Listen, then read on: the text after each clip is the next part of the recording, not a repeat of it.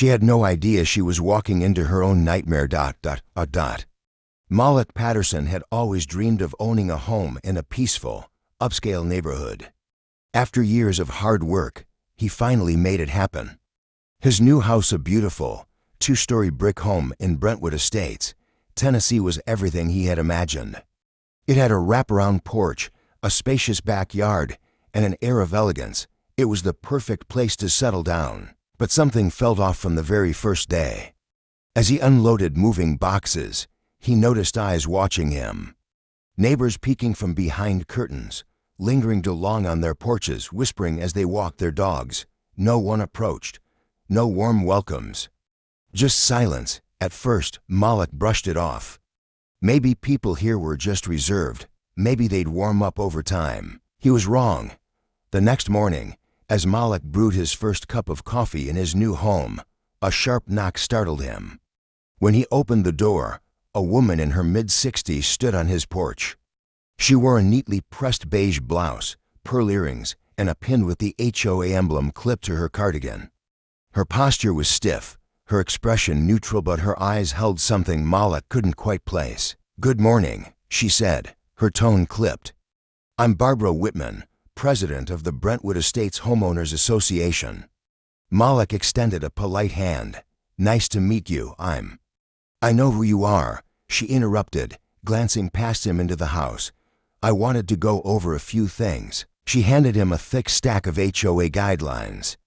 Malik skimmed through them: lawn maintenance rules, exterior paint restrictions, even approved mailbox designs. Standard stuff. Then Barbara cleared her throat. "We like to maintain a certain standard here," she said, her gaze shifting to the moving truck in his driveway. "I assume you'll have that removed by this evening." Malik raised an eyebrow. "It'll be gone once I finish unpacking." Barbara nodded, but it wasn't a satisfied nod. More like a mental note. "Good," she said.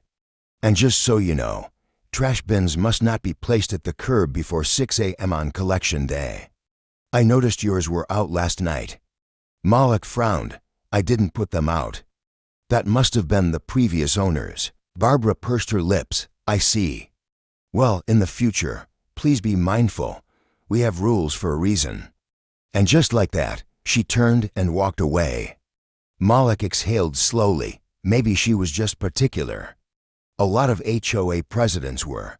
He wasn't going to let one uptight neighbor ruin his fresh start. But the next few days made one thing clear: Barbara wasn't just particular. She was watching him. Warning notices started appearing in his mailbox. First, an unauthorized vehicle complaint about his own car. Then, a notice about improper lawn maintenance, even though his grass had only grown an inch or two. Then, a violation letter about his porch light despite it being the same fixture the previous owner had used. By the end of the week, Malik had collected a neat stack of HOA complaints. He hadn't spoken to Barbara since their first meeting, but she had made herself known. Still, he kept his cool. Maybe she treated everyone like this. Maybe if he just followed the rules, she'd back off, but that hope disappeared fast. One evening, as he took a walk through the neighborhood, he noticed a group of neighbors chatting in a driveway. As soon as they saw him, their conversation died. One woman forced a tight smile, but no one else acknowledged him. And there, standing in the middle, was Barbara, arms crossed, whispering to the others. This wasn't about HOA rules, it was about him. The next morning, Malik received another notice, this time about his trash bins. Bins must be retrieved within 1 hour of collection to maintain neighborhood aesthetics. Malik clenched the paper. He had picked up his bins at the same time as his neighbors. Curious, he decided to test something. The next morning, he walked through the neighborhood, noting how many bins were still out. By 9 a.m., dozens of trash bins still lined the curb, some overflowing. Not a single violation notice, just his. Malik snapped a few pictures and emailed the HOA board, politely asking why his bins were a problem while everyone else's were ignored. No response, but 2 days later, Barbara was back at his door. This time, she didn't knock. She just stood there, clipboard in hand, arms crossed. Malik opened the door and leaned against the frame. "Something I can help you with." Barbara didn't answer right away. She peered inside his house, scanning the interior like she was taking inventory. Then she held up a form. "This is a formal request for proof of homeownership," she said. "We've had complaints." Malik's stomach tightened. "Complaints?" Barbara's voice was smooth but sharp. "Neighbors have noticed unusual activity, different cars coming and going, furniture deliveries at odd hours. Some are concerned you may be renting this property in violation of HOA regulations." Malik let out a short laugh. "You're kidding." Barbara's face didn't flinch. Malik took a slow breath. "First off, I own this house. Second, I've been here less than a month. I'm still moving in, that's why there have been deliveries. And as for the cars, those are friends and family." Barbara's fingers tightened around her clipboard. "Well, we have policies to ensure all homeowners are properly vetted. We'll need to verify your deed." Malik knew exactly what this was. She hadn't asked any other neighbors for proof of homeownership. Just him. Barbara wanted Malik gone. But she had no idea who she was messing with. When he received a legal complaint filed with the Davidson County Housing Authority accusing him of being a fraudulent occupant, Malik knew she had escalated her tactics.